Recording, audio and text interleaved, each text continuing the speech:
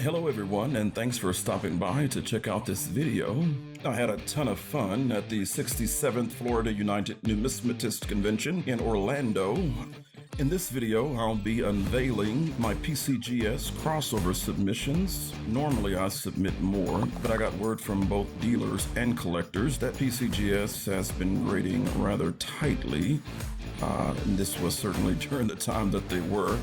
Before I'm judged too harshly on these particular crossover submissions, let me say that I typically do not submit crossover submissions unless I know a coin is undergraded or if I stand the chance of getting a higher grade, if not the same grade. For this particular group of coins, I've got two projects that I'm working on with my PCGS Set Registry, so I needed each one of these to be in PCGS holders. And I'll share with you a little bit more as this video progresses. But just be aware that I don't advise sending coins in to crossover and just allowing the third-party grading companies to choose whatever grade they want for the coin, especially during a time when they're grading conservatively. So without further ado, let's jump right in and look at some gorgeous coins. I'm in the process of completing the 50-piece classic commemorative type set and ultimately the 144-piece mint mark and variety set. So one of my special collections includes tab-tone classic commemorative coins in addition to matching ephemera.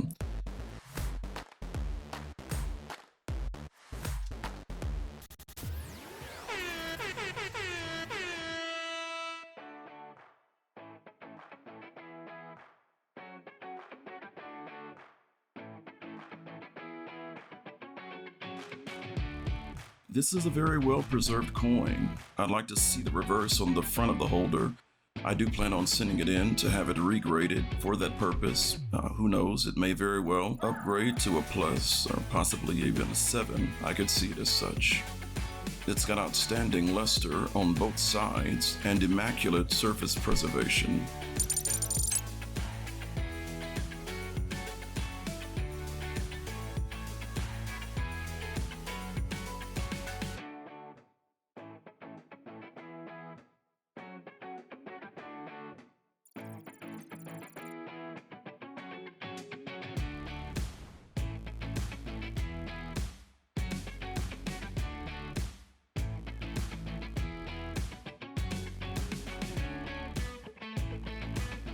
I like this one. This is a dope coin. 1944 San Francisco Jefferson wartime nickel. Lustrous and vibrant fluorescent color toning. 21.6 million of these were struck at the San Francisco Mint. A shout out to my friends at Reliable Coins in Woodway, Texas for this beautiful coin. I appreciate those guys, father and son team, James and Shane Pack. God bless you guys. Thanks for this great coin. I'm satisfied with the grade just as much as I am with the beautiful toning. A few bag marks on the cheek precluded from upgrading in my opinion, but nevertheless, still a very beautiful coin. We're missing full steps, so no expectation for a designation. Full steps in this grade would make it about a $500 coin. However, the color premium alone should command about the same, if not a little bit more.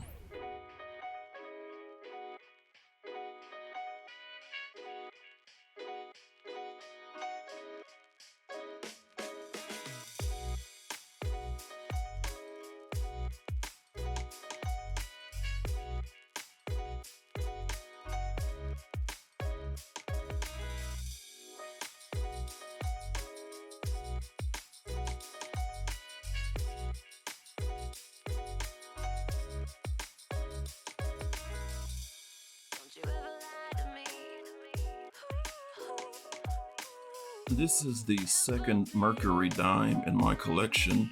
I absolutely love this coin. Beautiful dual-sided toning, cat's eye toning on the reverse. Absolutely stunning. Obviously, there's been a major decrease in the price guide value from one TPG to the next. I'll try walking it up to maybe a 7 plus and possibly a 68 in 1 to 2 more submissions, so we'll see how that goes.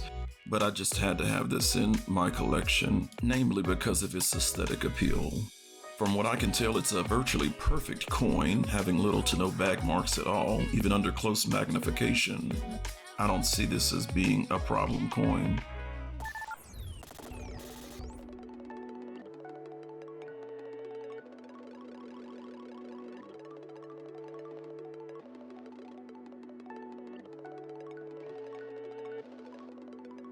And last but not least, we have a 1946 Booker T. Washington Memorial Commemorative $50.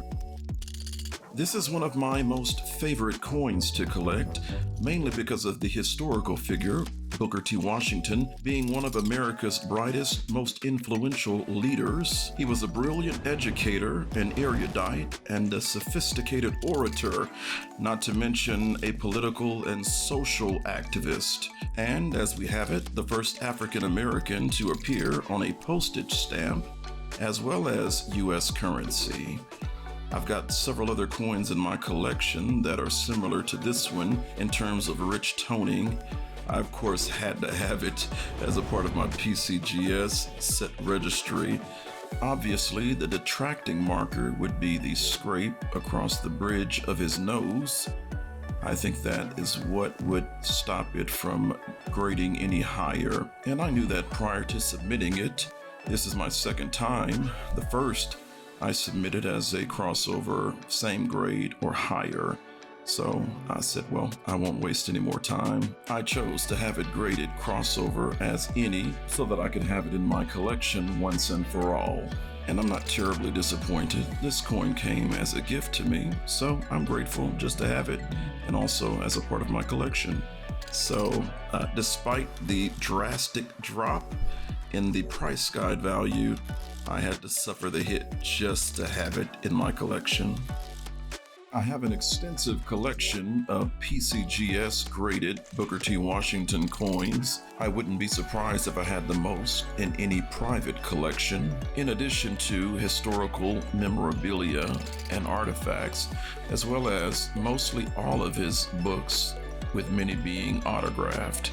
And that's not to brag, but rather to say how much I appreciate him as a person, as well as my level of seriousness when it comes to collecting this type of coin. Thank you so much for watching. I hope you enjoyed it. Feel free to like, comment, and subscribe. It would mean a lot to me.